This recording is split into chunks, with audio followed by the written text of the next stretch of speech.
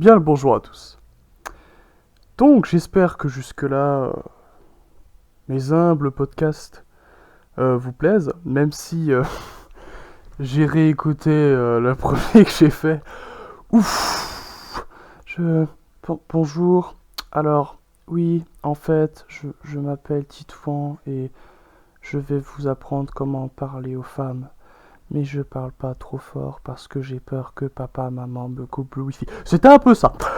Donc, veuillez m'excuser, je vais essayer d'avoir une intonation un peu plus audible et un peu plus assurée parce que là, franchement, j'hésite limite à la refaire. Limite à supprimer celle-là pour la refaire, mais on n'y est pas encore. Donc, voilà. Veuillez m'excuser, messieurs, dames, si je pense que c'est plus des messieurs que des dames qui m'écoutent, mais dans le doute, on sait jamais. Donc, le sujet d'aujourd'hui, ce sera un sujet qu'il faut à tout prix que j'aborde pour expliquer ma façon de penser sur un sujet qui va quand même être très récurrent. On est sur une chaîne qui promouvoit l'autonomie, qui promouvoit l'indépendance, avant tout. De ne pas dépendre forcément d'un État, d'un système, pour tout, pour rien. De ne pas vivre sous perfusion. De savoir se débrouiller par soi-même, sur plein de secteurs différents. Et tout simplement de pouvoir ensuite, à terme, aider les siens. Voilà. S'aider soi avant d'aider les autres. Donc, on ne peut pas passer à côté, donc, je l'ai dit maintes et maintes fois, mais je pense on va l'axer, on va faire une convention, je vais dire survivalisme, même si c'est pas bien, mais il n'y a pas de mot qui englobe mieux le truc, mais je préfère donc, pour aujourd'hui, vous expliquer exactement ce qu'est le survivalisme, et du moins ses différences entre les différents courants. Parce que vous allez voir que c'est un terme qui veut tout et rien dire finalement, ça englobe plein, plein, plein de façons de penser. Donc, le survivalisme, si je peux donner une définition vague, c'est tout simplement se préparer. Se préparer ou vivre dans un effondrement d'une normalité. J'ai pas dit de la normalité, d'une normalité. Ça peut, donc dedans, ça peut englober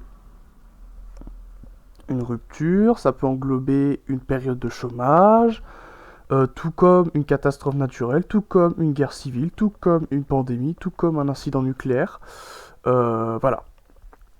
Voilà. Donc c'est très vaste, comme vous pouvez le voir, et c'est pour ça que ça me dérange beaucoup de voir les journalistes qui font toujours, comme d'habitude, un travail de merde, hein, je suis désolé, hein, mais qui parlent avec grande assurance de choses qu'ils ne maîtrisent pas, qui sont déconnectés du réel et qui racontent tout ce qu'ils veulent. Et le problème, c'est que ces crétins-là, ouais, je vais me faire des potes, hein, je m'en fous. J'en cite pas, je cite pas de chaîne, donc au moins j'ai pas d'ennui. Au moins je mets tout le monde à la même sauce. Mais très clairement, qui font un travail très en surface parce que, bah, bien évidemment, les gens qui écoutent les médias mainstream sans vraiment rechercher plus loin, ce sont des gens avec qui un raisonnement en surface suffit amplement. Le problème, c'est que c'est la majorité parce qu'ils ont un peu la flemme de chercher les informations par eux-mêmes. C'est dommage. C'est vraiment dommage. Mais bon. Donc, comme dit, on peut pas passer à côté de ce sujet-là. Parce que en plus, j'ai déjà fait 2 vidéos dessus. Enfin, 2 podcasts, pas plus précis. Dessus. Donc, le survivalisme, il y a plein de courants différents. Mais, en gros, c'est se préparer ou vivre dans une rupture de la normalité. Pour moi, un vrai survivaliste, c'est un SDF. Voilà. Vous voulez le cas de survivaliste le plus proche de chez nous, vous êtes dans la rue. Vous allez dans la rue, vous avez des gens qui n'ont pas de toit forcément, qui doivent se démerder pour tenir, pour avoir à bouffer, etc., qui doivent trouver des combines, ou qui vagabondent. Ce sont des gens qui doivent se débrouiller avec le peu de moyens qu'ils ont, et ils n'ont pas un stade de vie régulier, stable, etc., comme on a nous. Ils n'ont pas de routine. Pour moi, ce sont des vrais survivalistes, ce sont des gens qui survivent. D'ailleurs, s'il y a une catastrophe, très clairement entre le PDG qui est blindé de thunes et le SDF, moi je ferais confiance au SDF. D'ailleurs, souvent, ils ont une vie bien remplie. Pleine d'injustice, pleine de, voilà, ou pleine de monstruosité. Donc, ce sont des gens qui, ouais, voilà. Et pour le peu avec qui j'ai pu discuter, dans le cadre de l'humanitaire, ça fait mal au cœur. Ça fait très mal au cœur, donc voilà. Je sais que maintenant on hésite de plus en plus à leur donner à manger, ou à leur donner de l'argent, parce qu'il y en a pas mal qui sont des putains de mythos, et on va pas se mentir, ça se voit vite. Ça se voit très vite. En général, la première impression est la bonne. Si tu le vois, tu fais, ah, toi, t'es un mytho, tu te fous de ma gueule, vas-y, va te faire foutre. C'est que c'est pas faux en général. En général, j'entends. Mais voilà, dites-vous que dans le lot, il y en a des vrais qui sont dans la merde, hein, voilà. C'est toujours sympa de les aider. Bref. Parenthèse fermée. Donc, pour moi, ça, ce sont des vrais survivalistes. Maintenant, il y a plusieurs autres catégories. Il y a tout simplement, on va parler du prepper déjà. Alors, le prepper, c'est tout simplement une personne qui anticipe un événement et qui met tout en œuvre pour cet événement. Cet événement est très souvent, c'est plus donc pour justement un prepper plus qu'un prévoyant ou qu'un autonomiste, c'est plutôt quelqu'un qui prépare un événement, une rupture de la normalité à l'échelle au moins, je dirais, régionale. Donc c'est pour préparer une catastrophe naturelle, une évacuation, c'est pour préparer une guerre civile, c'est pour préparer un souci de logistique qui amène à des pénuries, à des ruptures de logistique alimentaire ou essence, ou voilà, ou une pandémie, etc. etc. D'ailleurs, vous remarquerez que bizarrement, on se fout un peu moins de leur gueule. Au début, enfin, on les moquait beaucoup. Au début, on les prenait pour des tarés et tout. Là, pandémie, hop, guerre, hop, des pénuries, des inflations. Ah, tiens, ah, les mecs, ils avaient pas tort, mais c'est un peu trop tard pour venir faire ah merde, vous avez pas tort. Ouais, mais en attendant, ceux que vous marginalisez, bah, les mecs, ils sont déjà prêts. Donc c'est dommage, voilà. Maintenant, l'État essaie de le faire passer pour des individus dangereux, et je vous expliquerai pourquoi ensuite. Et c'est tout à fait logique. Donc voilà, donc comme dit un prepper, c'est ça. Donc typiquement un mec qui fait un sac d'évacuation, qui prépare un plan pour se barrer dans la campagne en cas où il y a un souci, qui fait des réserves, etc. C'est un prepper. Voilà, c'est, on va dire, c'est souvent la première étape par laquelle la plupart des gens passent quand ils rentrent dans ce domaine-là. Parce que c'est les vidéos les plus courantes. Je te montre comment je prépare un sac d'évacuation, je te montre quelle réserve faire, quel médicament garder en cas où, etc., etc. Donc ça, on est très sur un prepper. Voilà, après, il y a tout simplement le low-tech. Alors le low-tech, on est déjà sur une approche un peu plus... On n'est pas encore sur de l'ermite. L'ermite, c'est un niveau encore au-dessus, parce qu'il y a une notion d'être coupé de la civilisation complètement. Le low-tech, c'est se retrancher un peu plus dans la campagne et vivre de ses mains.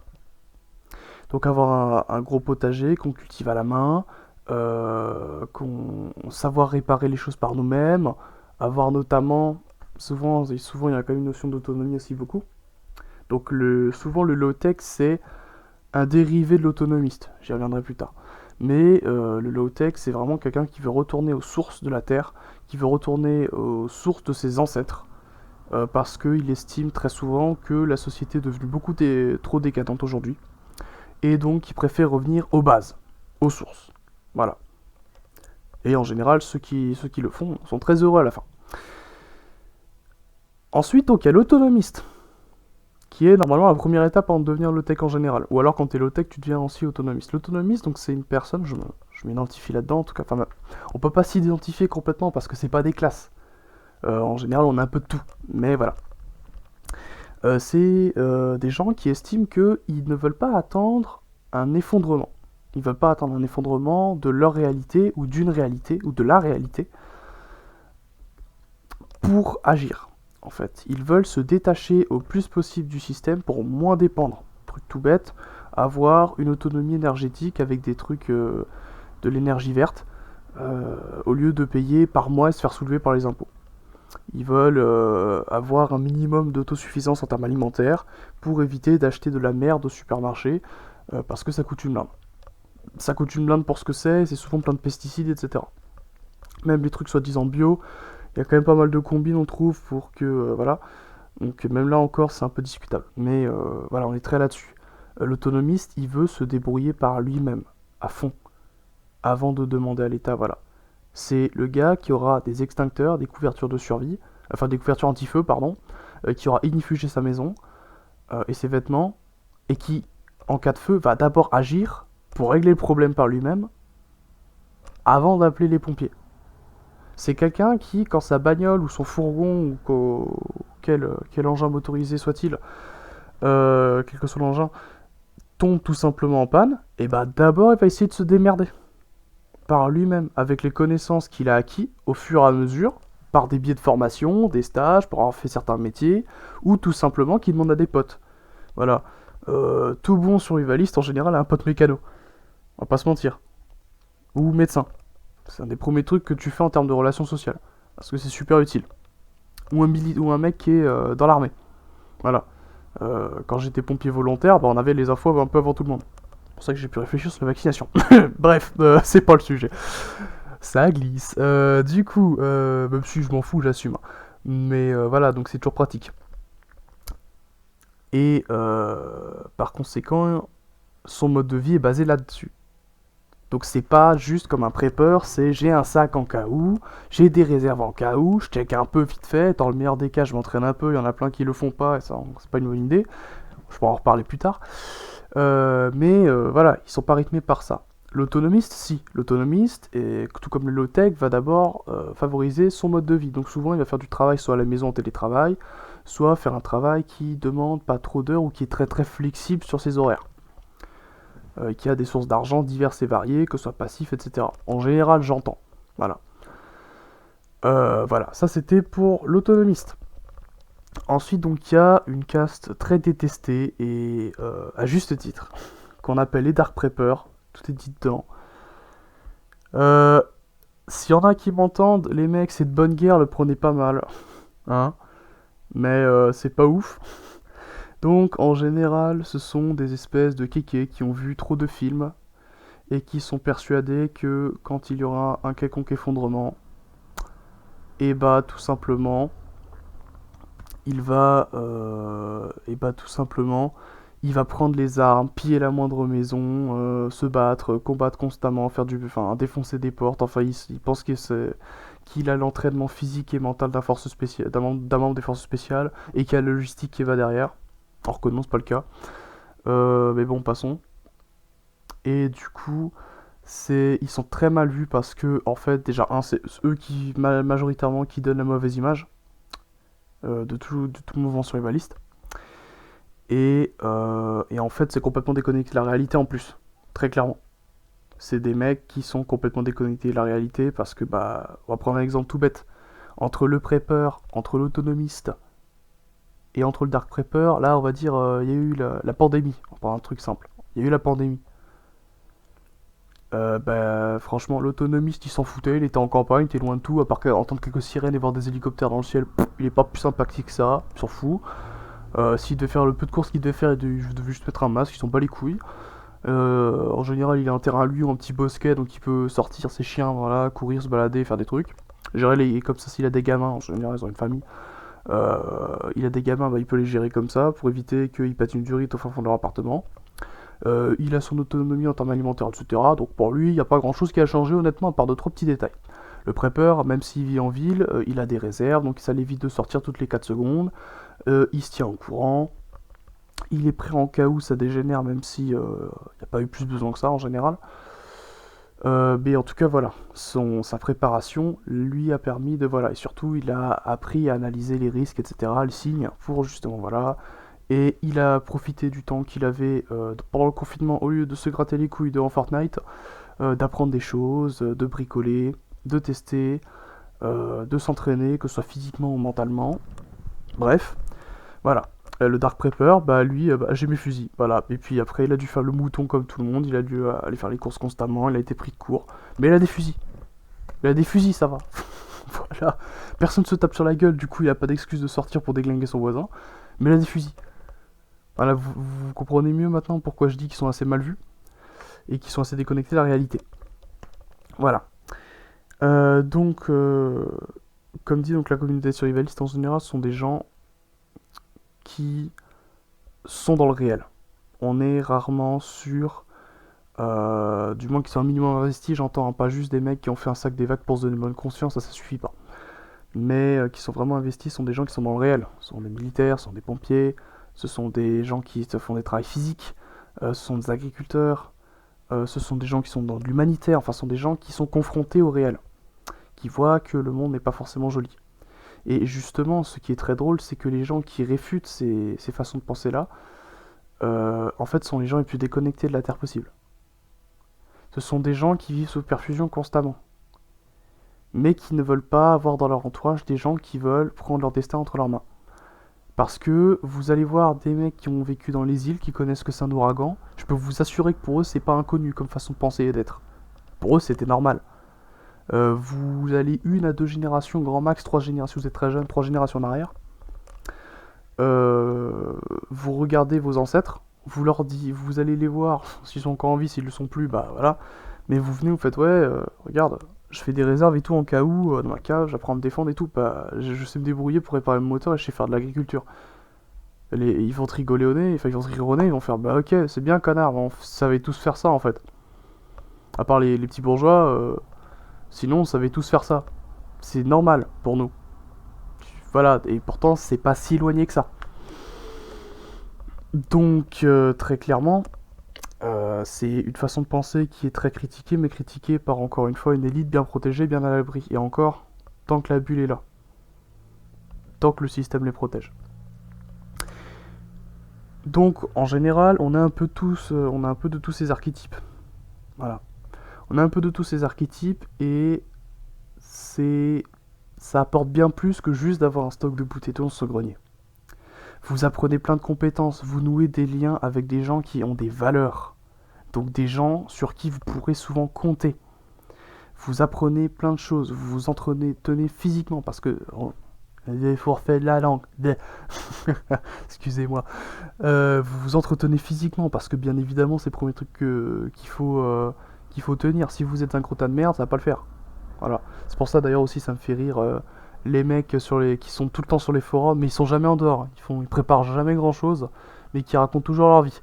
Et les gars, physiquement, c'est des gamins de 15 piges, obèses, ou du moins pas très forts, qui ont un physique en général d'hommes modernes. Le prenez pas mal si vous avez 15 ans. Hein. Si vous avez 15 ans, c'est pas forcément vrai, mais ce que je veux dire, c'est voilà, ce sont des gens qui n'ont pas le physique des idées qu'ils prônent. C'est ça que je reproche. Donc forcément, ça vous instaure une hygiène de vie, ça vous amène à vous renseigner, à réfléchir par vous-même, bref, ça vous fait sortir du lot. Et ça, c'est génial. Donc très clairement, ça apporte beaucoup de choses. Justement, d'être amené à ce domaine-là, à cet univers-là. Et en général, ça devient très vite un mode de vie. Voilà.